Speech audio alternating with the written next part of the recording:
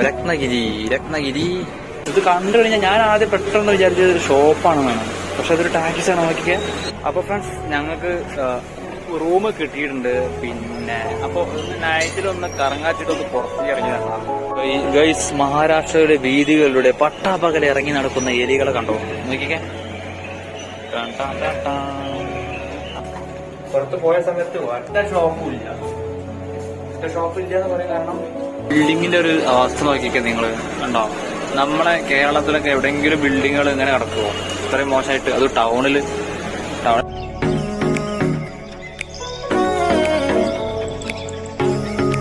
Friends, അങ്ങനെ നമ്മള് മഹാരാഷ്ട്രയിലെ ഏറ്റവും ഫേമസ് ആയിട്ടുള്ള ഒരു സ്റ്റേഷൻ കേട്ടോ രത്നഗിരി.